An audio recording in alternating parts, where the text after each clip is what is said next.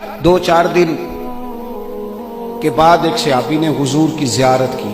गरीब आदमी था, उसे जाहिरी तौर पर ना चेहरा अनवर पर कुछ नकाहत नजर आई।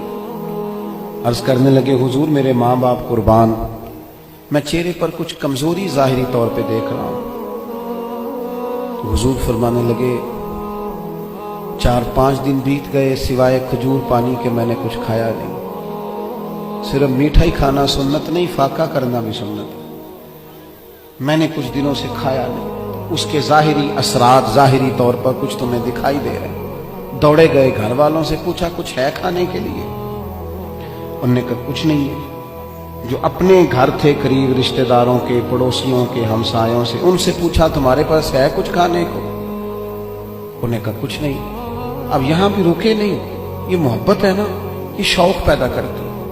ये मोहब्बत है ना, ये बंदे के अंदर जज्बात पैदा करती है। ये मोहब्बत है, अदम से लाई है हस्ती में आरज़ूए रसूल। और देखो कहां कहां लिए फिरती है जुस्तजूए रसूल। यहां बस नहीं की, प्यार खालिस है ना। एक यहूदी के बाग में गए, उसे कहने लगे मजदूरी मिलेगी?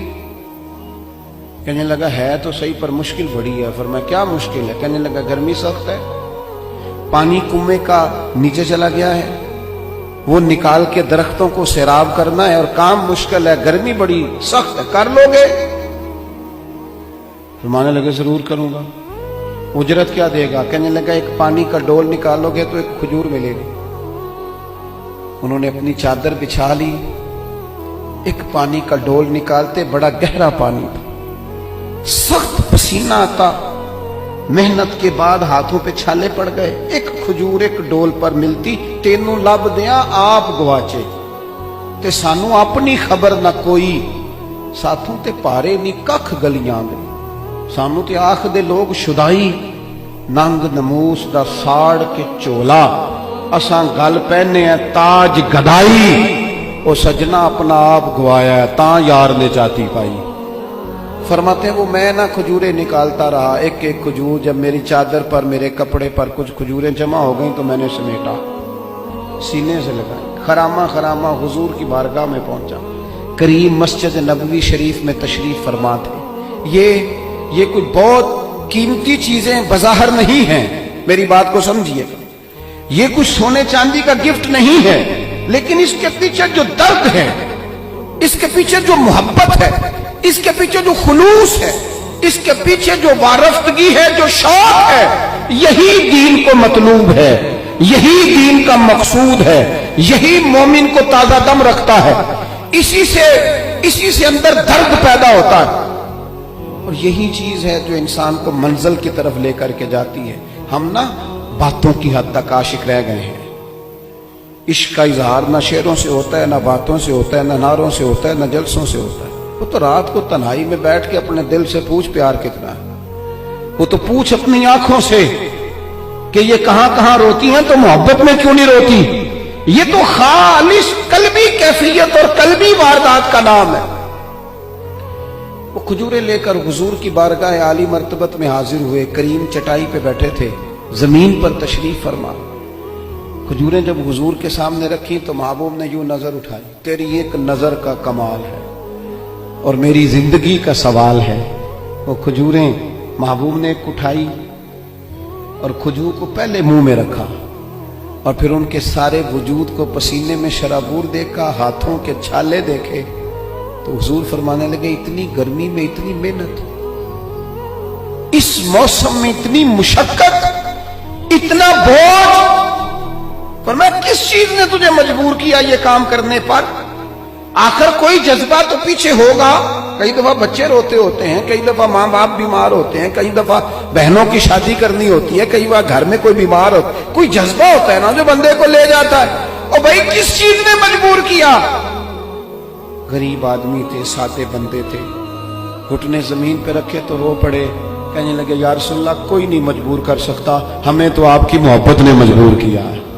ये मोहब्बत है जो ले गई, ये मोहब्बत है। क्या सोनी बात की मदीने वाले रसूल, कुर्बान जाएं हुजूर के जुमलों पर। एक शख्स ने पूछा हुजूर सोना इस्लाम कौन सा है, खूबसूरत मुसलमान कौन है? تو نبی پاک صلی اللہ علیہ وسلم نے فرمایا وہ خوبصورت مسلمان ہے جو بات اس کے مقصد کی نہیں بے معنی ہے وہ بات وہ چھوڑ دے. بے مقصد باتوں سے الجھنا جو بندہ چھوڑ دے وہ مسلمان بڑا سونا مسلمان ہے. ہم کمزور اس لیے ہوتے ہیں کہ ہماری توجہ زیادہ دوسروں کی باتوں پر پڑتی ہے. پھر فرمایا والذین هم للزکاۃ فاعلون، وہ لوگ جو زکوٰۃ دینے کا کام کرتے ہیں، صدقات کرتے ہیں، خیرات کرتے ہیں، وہ کامیاب ہو جاتے ہیں. پھر فرمایا والذین هم لفروجہم حافظون، وہ جو اپنی شرمگاہ کی حفاظت کرتے ہیں. نوجوان میری بات پر توجہ کریں. فرمایا وہ لوگ جو اپنی شرمگاہ کی، والذین هم لفروجہم حافظون، وہ لوگ جو اپنی شرمگاہ کی حفاظت کرتے ہیں. حضور غوث پاک رضی اللہ تعالیٰ عنہ فرمایا کرتے تھے دو چیزیں انسان اپنی سنبھال لینا، ایک پیٹ اور ایک شرمگاہ. تو فرماتے تھے ولایت اس کے بڑی قریب آ جاتی. ہم نہ ان لذات میں الجھ جاتے ہیں. سیانے سیانے بندے روٹی کمر سیدھی کرنے کے لیے کھانی چاہیے، زبان کے ذائقے کے لیے نہیں کھانی چاہیے.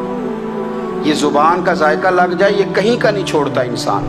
اپنی شرمگاہ کی جو لوگ حفاظت کر لیتے ہیں، کوئی بڑے سے بڑا گناہ کرنے سے بھی بندہ کافر نہیں ہوتا، بندہ کفر کرنے سے کافر ہوتا ہے. گناہ بڑے سے بڑا کرنے والا بھی گناہ گار ہے، کافر نہیں. کہ بعض گناہ ایسے ہیں جو جس وقت بندہ کر رہا ہوتا ہے اس وقت وہ مومن نہیں ہوتا. میرے نبی کریم صلی اللہ تعالیٰ علیہ وسلم نے فرمایا جب کوئی شرابی شراب پیتا ہے اس وقت مومن نہیں ہوتا.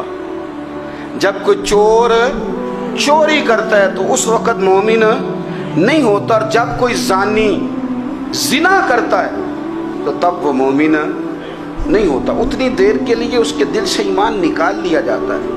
یہ جو ہمارے لڑکے بن سمر کے نکلتے ہیں، یہ جو میک اپ کا خرچہ لڑکیوں کے برابر لڑکوں کا ہوتا جا رہا ہے، یہ جو لڑکے بھی رات کو چہرے پر کریم لگا کر کے سوتے ہیں، یہ بتا سکتے ہیں کہ مقاصد کیا ہے؟ بتا سکتے ہیں؟ یعنی بچے بھی بغیر شیمپو کے بال نہیں دھوتے. مثلا کیا کرنا ہے آپ نے اس کا؟ بڑی بڑی قیمتی چیزیں جو ہیں وہ آپ نے رکھی ہوئی ہیں. مقصد کیا ہے؟ یہ جو ہمارے بچے بن سنور کے نکل رہے ہیں تو کیا دعوت دے رہے ہیں سوسائٹی کو؟ شارٹ نکرے پہن کے جو نکلے ہوئے ہیں، اریاں لباس پہن کے نکلے ہوئے ہیں. اقبال نے کہا تھا دیار مشرق حبس میں غلطاں، شباب اریاں شراب اسیاں، جسے بھی دیکھو گری کے اسیاں. ہم ایسی تہذیب کیا کریں گے؟ شباب اریاں، تم نے اپنی جوانی ننگی کر ڈالی ہے ساری معاذ اللہ. کن مقاصد کے لیے؟ میں وہ اعداد و شمار بتا نہیں سکتا. ہمارے ہاں گند سستا ہو گیا ہے، لوگوں نے گناہ تک پہنچنا آسان بنا دیا ہے. آپ دیکھ لیں گندگی دروازے پہ اور گند موبائل میں. کیسے بچائیں بچوں کو؟ کیا کریں؟ کلیجے پھٹتے ہیں. کوئی باتیں سوچتے ہیں تو سوچتے ہیں آنے والی نسل کو کہاں لے جائیں، کہاں چھپائیں، کیا ایسا کریں کہ یہ بچ جائیں. خدا را قربان جائیں حضرت عثمان غنی پر. مصنف ابن ابی شیبہ میں صحابہ فرماتے ہیں حضرت عثمان غنی نا بڑے مالدار تھے. مال آتا ہے تو لوگ عیاش نہیں ہو جاتے، مال آتا ہے تو لوگوں کی خواہشات بہت بڑھ نہیں جاتی. بڑے مالدار تھے، مالدار بھی تھے اور سونے بھی بڑے تھے. حضرت اسامہ بن زید کہتے ہیں میں نے زندگی میں اتنا سونا بندہ نہیں دیکھا جتنے حضرت عثمان غنی خوبصورت تھے.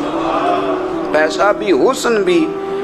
لیکن فرماتے ہیں کہ حضرت عثمان غنی سب سے بڑھ کر اپنی شرمگاہ کی حفاظت کرنے والے اور سب سے بڑھ کر صلہ رحمی کرنے والے، رشتہ داروں سے اچھا سلوک کرنے والے، حیا والے، شرم والے، پاکیزگی والے. آپ کا ذہن ہے، آپ صبح اٹھتے ہی ذہن بنا لیں کہ میں نے آج اتنا سبق پڑھنا ہے، آج اتنی تفسیر دیکھنی ہے، اتنی عبادت کرنی ہے، فلانی نعت میں نے دیکھنی ہے، فلاں خیر کا کام کرنا ہے، فلاں آدمی کے ساتھ نیکی کرنی ہے. صبح ذہن بنا لیں، آپ کا ذہن وہی کام کرنے لگے گا. لیکن اگر صبح اٹھتے ہی ذہن میں گندگی ہے، رات کو سوتے ہی معاذ اللہ ذہن میں وسوسے ہیں، تو پھر سارا دن وہی چکی چلے گی، وہی انداز رہے گا. تھوڑا سا آپ کو اس کی نگرانی کرنی ہے. تھوڑا سا فحاشی عریانی یہ تیزی سے پھیل رہی ہے، تیزی سے. گندگی لوگ کشید کر کے لاتے ہیں. اور حیا کا مطلب صرف اتنا ہی نہیں ہے، آپ زنا اور بدکاری سے بچیں. آپ اپنی زبان کو بھی حیا والا بنائیں. کوئی کچا کمزور جملہ، گندی بات، گالی کبھی بھی زبان پہ نہ آئے. آپ کا انداز حیا والا ہو. بے باک ہو جانا، بے باک بولنا، میں باریکی سے اس بات کو سمجھتا ہوں اور میں آپ کو بہت ساری بزرگوں کے ارشادات کا نچوڑ عرض کرنے لگا ہوں. آپ اپنا ذہن صاف کر لیں، آپ کے بہت سارے کام ویسے ہی صحیح ہو جائیں گے. کیونکہ ہمارے دین کے اندر زیادہ اجر نیتوں اور ارادوں پہ ملتا ہے. آپ کے جو اندر کی پاکیزگی ہے وہ بہت سارا فضل لاتی ہے اللہ کا.